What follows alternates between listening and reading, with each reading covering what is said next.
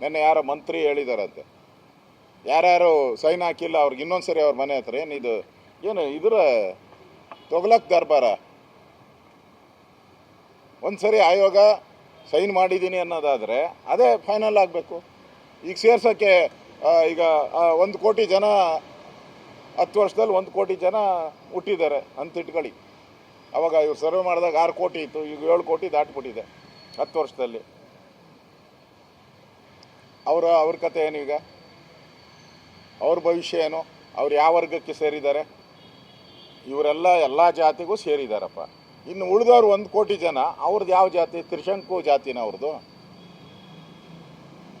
ಆ ತ್ರಿಶಂಕು ಜಾತಿಗೆ ಯಾರು ಹಕ್ಕುದಾರರು? ಅವರ ಭವಿಷ್ಯ ಏನು? ಅವರಿಗೆ ಈ ಒಂದು ಮೀಸಲಾತಿ ಇರ್ಬೋದು ಅಥವಾ ಹಿಂದುಳಿದ ವರ್ಗದ ಒಂದು ಎಜುಕೇಷನ್ ಇರ್ಬೋದು, ಕೆಲಸ ಕಾರ್ಯಕ್ಕೆ ಅವ್ರಿಗೆ ಇರೋವಂಥ ಮೀಸಲಾತಿ, ಅದನ್ನು ಯಾರು ಕೊಡ್ತೀರಾ ನೀವು? ಎಲ್ಲಿ ಸಿಗುತ್ತೆ ಅದಕ್ಕೆ? ಇವೆಲ್ಲನೂ ಕೂಡ ಈ ಮೀಸಲಾತಿಯ ಗೊಂದಲ.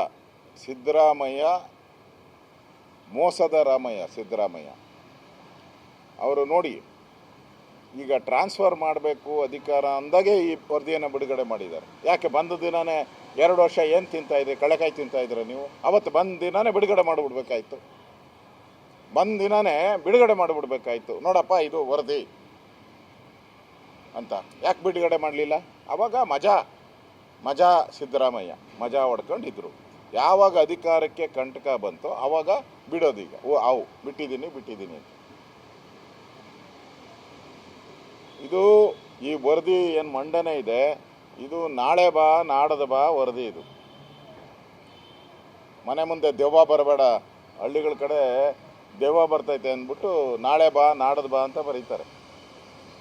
ಇದು ನಾಳೆನೂ ಬಾ ಅಲ್ಲ, ನಾಡದ ಬಾ ಅಲ್ಲ, ಆಚೆ ನಾಡದ ಬಾ ಅನ್ನೋ ವರದಿ ಇದು. ಎಲ್ಲರ ಮನೆ ಮುಂದೆ ಬರ್ಕೊಬೇಕೀಗ.